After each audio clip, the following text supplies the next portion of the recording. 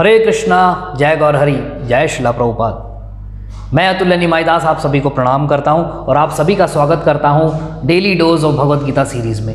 तो आज हम ले रहे हैं दूसरे अध्याय का 55वां श्लोक 2.55। पिछले श्लोक में हमने देखा था अर्जुन जी ने कुछ प्रश्न किए थे भगवान से, तो भगवान उन प्रश्नों का उत्तर दे रहे हैं इस श्लोक के अंदर। तो कृपा करके ध्यान से सुनिएगा, अंत तक बने रहिएगा। देखिए क्या कहा गया है। श्री भगवान उवाच रजहाति यदा कामान सर्वान् पार्थ मनोगतान् आत्मनएवात्मना तुष्टः स्थित प्रज्ञस्तदोच्यते। श्री भगवान ने कहा, हे पार्थ, जब मनुष्य मनोधर्म से उत्पन्न होने वाली इंद्र तृप्ति की समस्त कामनाओं का परित्याग कर देता है और जब इस तरह से विशुद्ध हुआ उसका मन आत्मा में संतोष प्राप्त करता है, तो वह विशुद्ध दिव्य चेतना को प्राप्त स्थित प्रज्ञ कहा जाता है।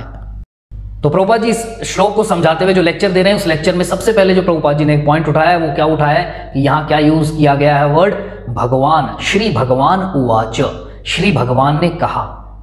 ठीक है जी। अब पिछले श्लोक में जब अर्जुन जी ने बोला था तो उनका नाम आया था अर्जुन उवाच। तो अब यह प्रश्न उठता है, प्रभुपाद ने यह प्रश्न खुद नहीं उठाया कि यहां कृष्ण उवाच क्यों नहीं कहा गया। वहां जब अर्जुन का नाम लिया गया तो यहां कृष्ण क्यों नहीं कहा गया। कृष्ण ही तो बोल रहे हैं, भगवान लिखने की क्या आवश्यकता थी। तो प्रभुपाद जी समझा रहे हैं कि कृष्ण मान लो अगर मेरा नाम है तो कल को मैं कह दूंगा ये तो मैंने बोली है जी। ऐसे ही कई लोग आते हैं जो ये आपके हरियाणा में एक बड़े संत हुए जो अभी जेल में बैठे हैं, वो कहते थे जी मैं उनका अवतार हूं, कबीर जी का अवतार हूं और मैंने ही गीता बोली है, और वो गीता अपने हिसाब से सुनाते हैं। काल ने बोली है गीता, सबसे बड़े बेवकूफ।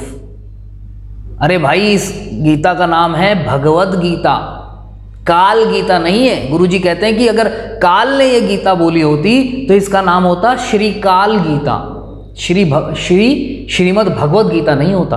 तो इसका नाम होता श्रीमद काल गीता, परंतु इसका नाम क्या है, श्रीमद भगवद गीता।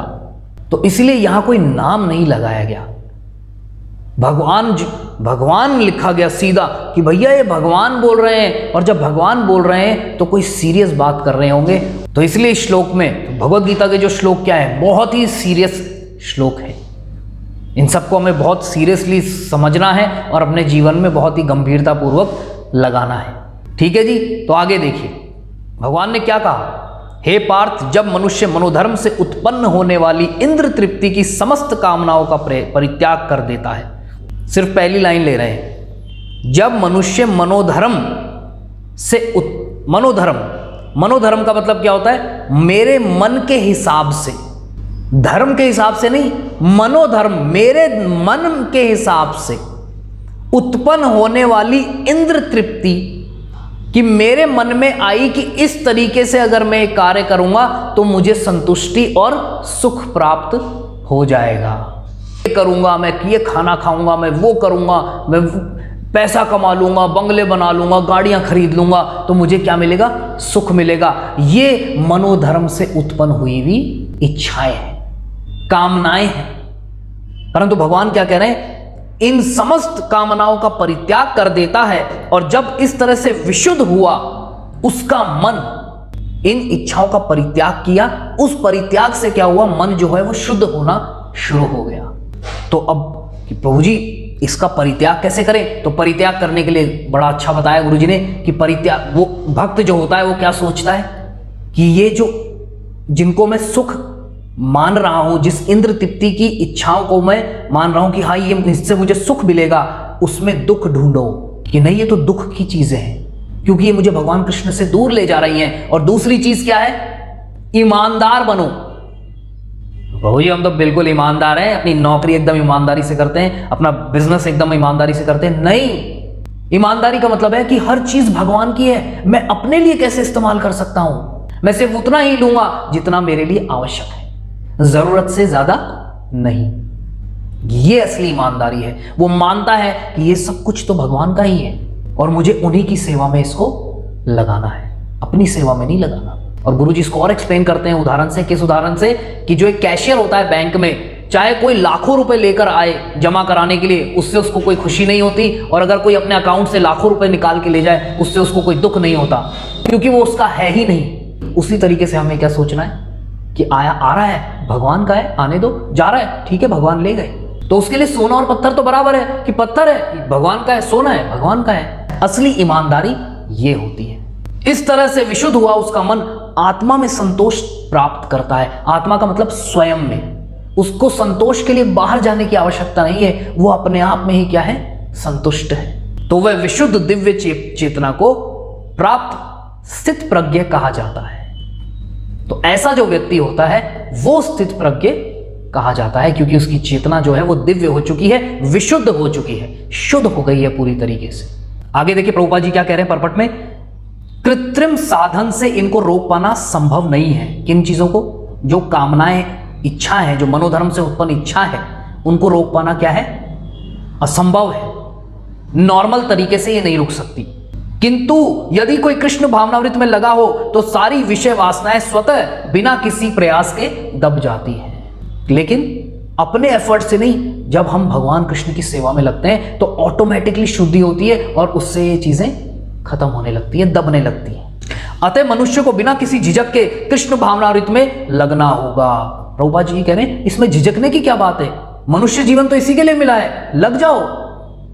बिल्कुल क्लियर कह रहे हैं, बिना झिझक के, क्योंकि यह भक्ति उसी दिव्य चेतना प्राप्त करने में सहायक होगी। क्योंकि ये जो भक्ति होगी इससे क्या मिलेगी, हमें वही दिव्य चेतना प्राप्त होगी जिसकी श्लोक में भगवान बात कर रहे हैं।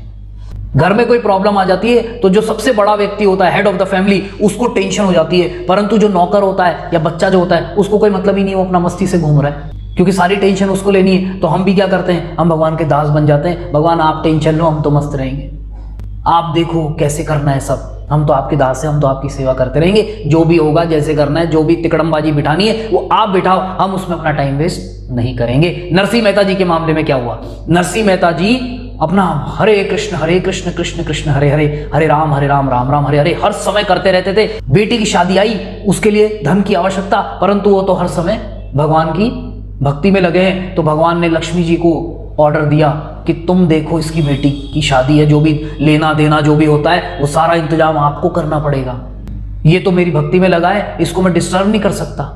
तो शादी की कौन तैयारियां देख रही है, साक्षात लक्ष्मी। तो वो तो दास हो गया, टेंशन अब मेरी नहीं है, भगवान टेंशन ले रहे बेटी की शादी की, सोचिए आप प्रभु जी।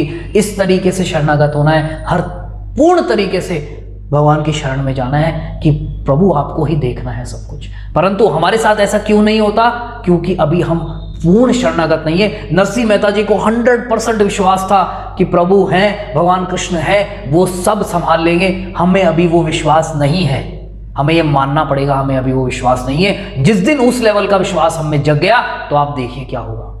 तो विश्वास कैसे जगाना है, हरे कृष्ण कृष्ण कृष्ण हरे हरे, हरे राम राम राम हरे हरे। इसकी माला करना शुरू करिए, मैं बार बार आपसे कह रहा हूं, इसे करते रहिए, ज्यादा से ज्यादा करिए।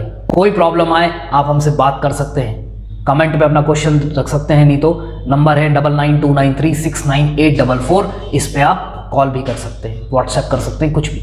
तो आई होप आपको बात समझ में आ गई होगी। हमें भी प्रयास करना है, मुझे भी ये प्रयास करना है, हम सबको मिलकर प्रयास करना है, तभी हम ऐसा कर पाएंगे। और वही मनुष्य जीवन का एक परफेक्ट सार्थक करना होगा, मनुष्य जीवन को सार्थक करना होगा जब हम इस तरीके से भगवान की सेवा में लगेंगे। तो यही मैं विराम लूंगा। आई होप कि आप लोग माला कर रहे हैं, जो लोग कर रहे हैं वो बहुत अच्छी बात है, और बढ़ाइए उसको। जिन्होंने अभी तक शुरू नहीं किया है प्लीज़ एक माला करना शुरू करिए, एटलीस्ट 10 मिनट्स दीजिए, 10 मिनट दीजिए अपने लिए। आप सभी का बहुत बहुत धन्यवाद। हरे कृष्णा, जय गौर हरि, जय श्रीला प्रभुपाद।